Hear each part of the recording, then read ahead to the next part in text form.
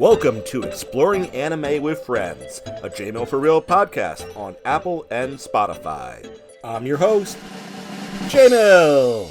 And let me introduce you to today's friend, Sarah, my wife and co-host. Hello, everyone. In today's episode, we will be introducing you to the world of Spy Family, a wholesome spy thriller meets slice-of-life anime, which was released in December of 2022. For the next 20 to 25 minutes, we'll be focusing on the first 15 episodes, the formation of the family. First, we will be exploring the events of the world that have led to the story as it unfolds before us, and the mission that controls the narrative.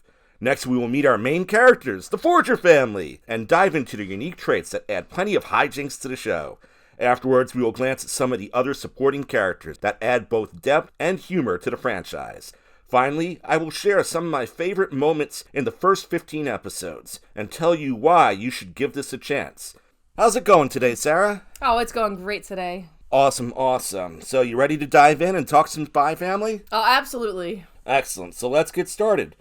Obviously, we're going to be looking at why this whole thing started. There are two countries that were at war for a very long time, Westalius and Ostania. That war was just rocking the world and shaking the world around them, until one day the war finally came to an end. Or so it seemed. The Cold War began afterwards. One day, an important official in the Westalis government was suddenly involved in a lethal car accident in which the brakes were cut. Western intelligence jumped on this immediately, and they tried to find the person who caused this. It was tied back to Donovan Desmond of the National Unity Party of the Ostania government in the East. So, they decided that they would start Operation Strix and send their best agent over to Ostania to spy. This agent is known as Agent Twilight. Any thoughts on Agent Twilight before I go into him a little more deeply? I mean, he's definitely a very unique character. I like spies as a whole, but he's the, best spy that this country has to offer. He's literally top-notch. He's done everything except a mission like this. So it's nice to see him do something he hasn't done yet. Yeah, and a mission like this, man, this was a real doozy for him. Honestly, he's used to being undercover in the most dangerous situations, but suddenly out of nowhere, the mission this time is to form a family to get into the exclusive Eden College, which is really a full-age school, so it starts at 6, even though it's called college. I get it, that's kind of weird for us over here, but I guess in Europe, where this is loosely based off of, I guess that it's kind of normal for over there, so I don't know. I didn't fact check that, but but yeah, it's called Eden College. So he has to get a kid into Eden College. That child has to become so academically elite that they are an honor student. They earn what are called Stellar Stars, 8 Stellar Stars, in order to become part of the Honor Society, which is how you meet Donovan Desmond, because he is a recluse, and he only attends events that are hosted by the National Unity Party, and the National Unity Party is the one in charge of these scholar events. So yeah, now the guy who's used to going undercover and doing everything himself has to rely not only on a child to get in there, but also has to form a full family because he can't get into Eden College unless it's a 2-parent home. Isn't that crazy? I think it's crazy. That's definitely nuts. So yeah, now we have the foundation for the mission. So what does Agent Twilight have to do? He has to take on the role of Lloyd Forger. Talk to us a little about Lloyd Forger, Sarah. Lloyd Forger is a great family man. Or at least that's what that's what he's trying to be. And honestly, he starts off doing a good job. Because he's a spy, he has to blend in everywhere. So to be Lloyd Forger, it's just another face. Yeah, just another face that he has no experience in whatsoever. Really, he has no clue how to handle the child. It's kind of hilarious. Now, granted, he's a nice guy, and he will do anything for the mission, and ultimately, he tries to figure out how to be a better father and a better husband. But it's kind of just awkward and funny watching him, especially since the child that he adopts is pretty unique. Now, do we want to talk a little bit how Anya Forger becomes a member of the family? Oh, definitely. Okay, so let's talk a little about Anya. Oh, dear sweet Anya. Anya's pretty fantastic in her own way. Let me just jump in and jump right in. Go for it. So when he's trying to interview for children, he's trying to go for a place that's kind of disreputable, basically. So there's no tracks, really. Because he needs to know, he needs it to not be traceable that she was adopted by him. Yeah, they're trying to do everything as best they can that way. So he goes in and the place looks pretty run down. It looks very, very shady. And the person in charge is like, "Oh, I've got a great kid for you to adopt. She's so smart." And he brings him to Anya. Yeah, so Anya had been returned multiple times before this because the families all thought she was kind of weird. And we quickly find out why she's weird. Because as Lloyd is looking at her, he's thinking that this girl's not old enough. They have to be at least 6 in order to get into Eden College. And as soon as he thinks that, Anya reads his mind and shouts, "I'm 6! I'm 6!" Yeah, Anya is a telepath. Dun dun dun. And her daddy is a spy. So the little telepath is reading the big spy's mind, and I mean, that's where some of the stuff kicks in right from the start. Anything about Anya's personality? I mean, she's adorable. She really is. She's reading everyone's mind when it happens, so she's trying to, like, honestly keep everything together while still being probably closer to 5 years old than 6 years old. So there's a lot of fun hijinks. Yeah, and that only gets worse, because when they're going to get clothes for Anya at the tailor, they run into your Briar. Any comments about, do you want to share the spoilers of what your Briar does for her day job? Absolutely. So, okay, for her, quote, day job, unquote, she's... which is really her night job, my bad. Yeah, I was like, she's an assassin. So, she's going around, like, killing people for money because that's kind of what she's had to do for a while just to make ends meet, basically.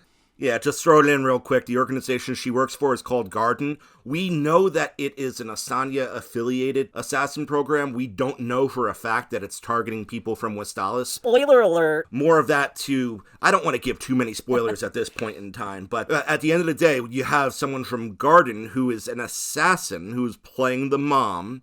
And this is obviously in Ostania. You have a spy from Westalis who's playing the dad, and you have a telepath who was adopted out of the orphanage who just wants them to be one big happy family. Of course she does. She doesn't want to get returned again. And she knows that's part of the mission, but she knows this is also for world peace. World peace. World peace, yes. So therefore, she goes along with the mission, and who knows, maybe she can change them. Yeah. So yeah, Yor, when she's not doing her assassin work, is just kind of... She's very timid about a lot of things. Like, she's not a good cook. She wants to be a better wife, but at the same time, she doesn't actually... she doesn't actually know how to do this because she's been an assassin since she was a young age, and now she's 27. The only reason why she marries Twilight so quickly is because she needs a cover for her assassin work before people start to get suspicious about her. And women of 27 years old, apparently people get suspicious of them in this culture if they don't have a husband, which is kind of crazy. Definitely crazy. So I guess you can't be single in Australia at any point in time over a certain age in this day and era. Yeah. It's kind of weird.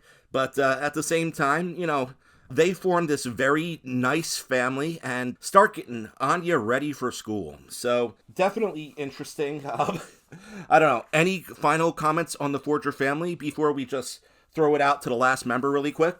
I mean, they honestly work well together, but I want to say it's because of Anya. Because Anya's reading their thoughts, and she's like, "Oh no, this is happening, we need to fix it." And she tries her fixing it, and it works somehow. It just works. They work well together. Yeah, they honestly work well with each other. The spy, the assassin, and the telepath. And actually, in the 15th episode, we meet the final member of the family. The family adopts a dog that they name Bond, and this dog is a seer. It can see the future, and Anya can read its mind. So sometimes you get these weird, fun, hijinksy episodes where the dog is telling Anya the future, and the two of them together are trying to correct it. And this dog's also kind of like super soldier dog, too. Part of a failed experiment, and just genuinely a kind dog that the government was trying to turn into a killer. So you'll meet Bond at the end of this, and he's the one that really rounds out the family. Mm-hmm. You should definitely take some time to watch this series if this intrigues you at all. So go to Crunchyroll, home to over 1,000 anime series and simulcast that are both Japanese subtitled and English dubbed. That's where you can find out more about all this stuff. And now that we've covered the Forger family and where to find them, let's go into some of the secondary characters that really add a lot of joy to the series.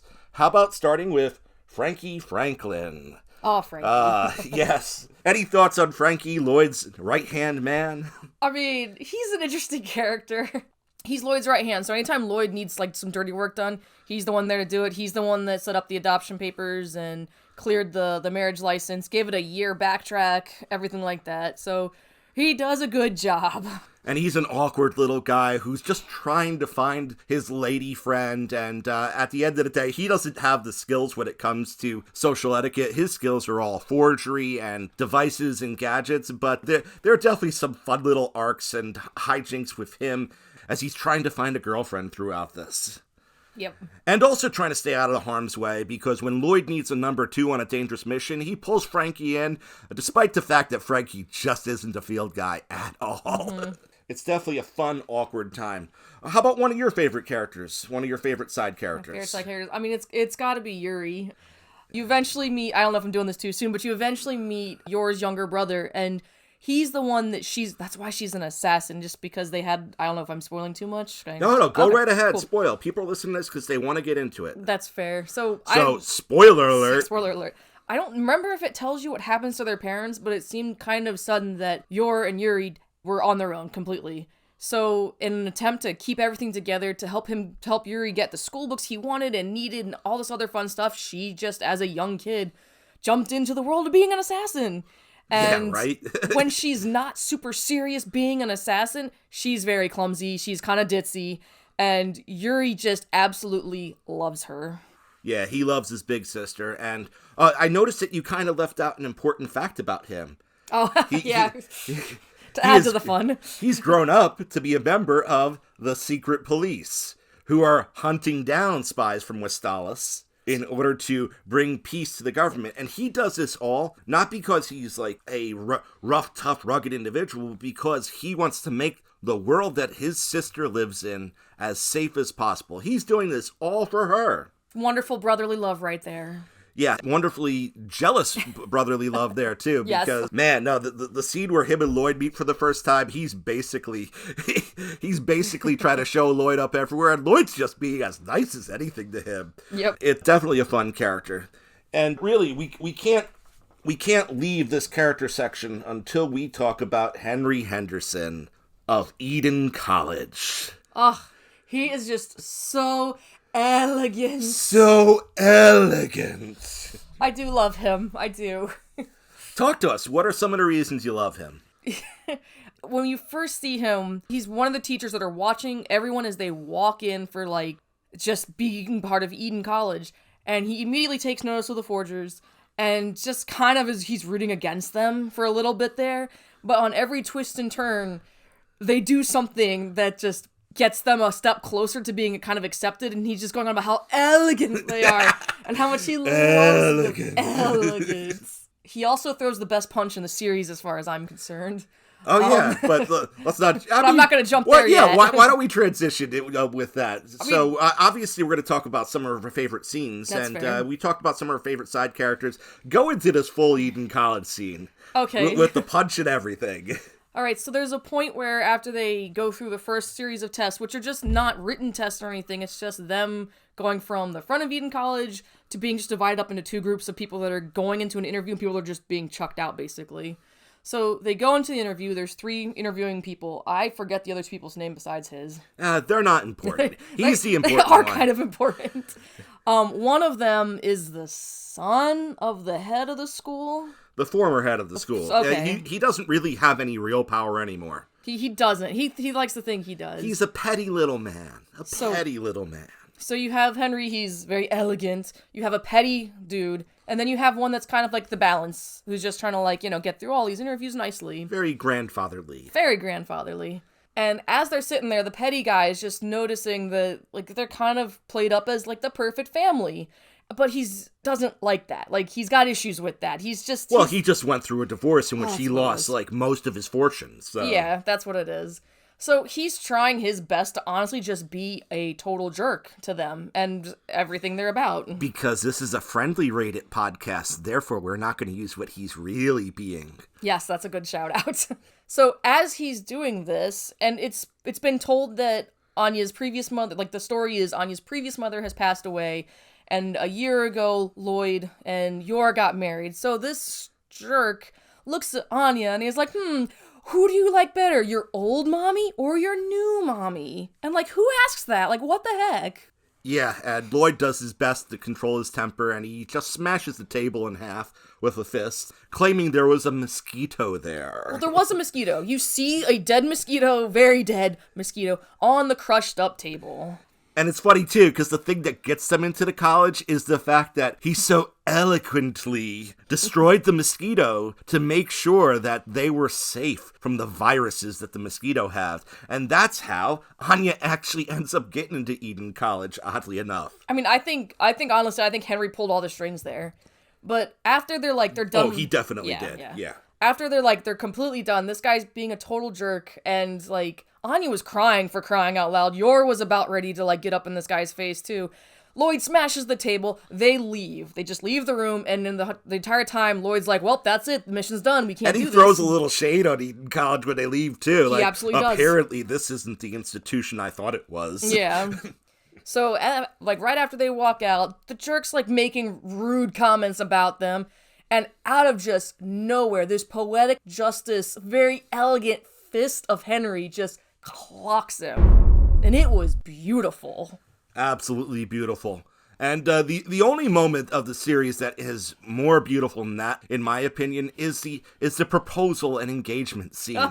Yes. So right at that point in time, Twilight, Lloyd Forger just got off a mission, and he goes to a party to meet his what was supposed to be girlfriend, but he announces himself as her husband. Because he just got done with this mission. He's frazzled, and I think there was blood on him too. And she kind of goes along with it just for the sake of holding face at the party, because she's socially awkward. And the two of them leave the party together to find out that there was a straggler that was tailing the van that Lloyd took from the crime scene. And they chase them, and there's some fist fighting and some gunplay in the alley. And throughout all of this, Lloyd just keeps a composure, Yor keeps her composure, and they're hiding behind a car, and he proposes to her in the middle of getting shot at. And what does he propose with? He pulls the ring off of a grenade, puts it on her finger while he throws the grenade at the group that are attacking them. It's a beautiful picture. It's like the most incredible love scene of all time. Well, But he had a ring. There was a bunch of loot, so he was literally gonna take the biggest diamond ring, and even what was his name? Yeah, Freddie. Freddie was like, "Why are you taking that? That's the best piece here." And Lloyd was pretty much like, "Well, I need a ring. I need we gotta make this look legit." So he had a ring, but it fell out of his pocket in the midst of all the chaos.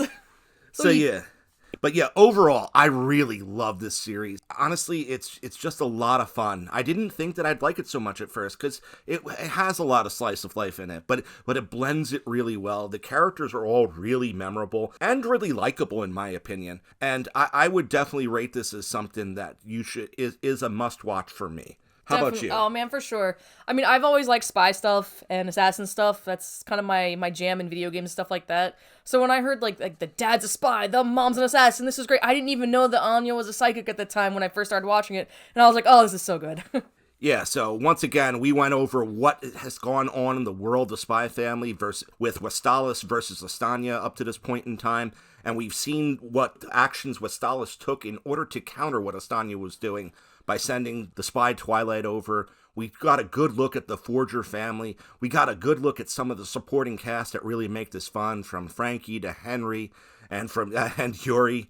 And really, at the end of the day, we explained some of our most fun moments of these first 15 episodes in which the family was formed, and really the foundation was laid for the series. So if you like what you heard today, make sure to listen to us on Apple and Spotify. All of our podcasts are there. All of the J-Mail for Real podcasts are on there. Check us out on social media and interact with us there. It is linked in the show notes. Until next time, this has been Exploring Anime with Friends, a J-Mail for Real podcast. Let's explore together.